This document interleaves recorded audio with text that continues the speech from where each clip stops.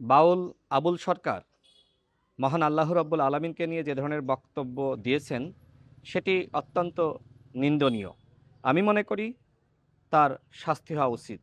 যাতে করে ভবিষ্যতে কেউ আল্লাহকে নিয়ে, রাসূলকে নিয়ে এ ধরনের কটূক্তি না করতে পারে। অনেকে দেখলাম এই বাউলের মুক্তির দাবিতে আন্দোলন করছে। আমার কাছে মনে হয় যে তারা হয়তো এই বাউলের যে ফাউল বক্তব্য সেটি শোনে নাই।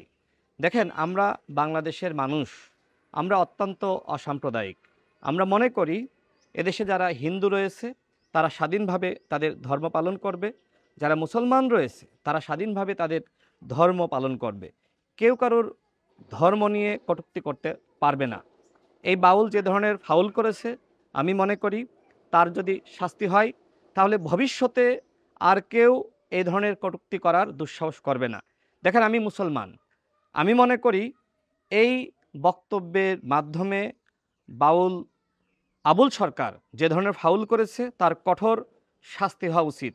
যাতে করে ভবিষ্যতে আর কেউ এ ধরনের বক্তব্য প্রদান করার দুঃসাহস না করে।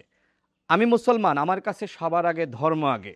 সুতরাং আমি মনে করি আমার ধর্মীয় অনুভূতিতে এই বাউল আঘাত করেছে, তার যথাযথ শাস্তি এই সরকারকে নিশ্চিত করতে হবে। এবং একই সাথে যারা আন্দোলন করছে, আমি তাদের কাছে অনুরোধ রাখতে চাই, আপনারা আগে তার বক্তব্য শোনেন, এরপরে আপনারা আন্দোলন করেন। বাংলাদেশে যারা শিল্পী রয়েছে তারা তাদের শিল্পকর্ম নিয়ে এবং তাদের শিল্প চর্চা তারা করতে পারে। এটাতে আমাদের কোনো আপত্তি নাই।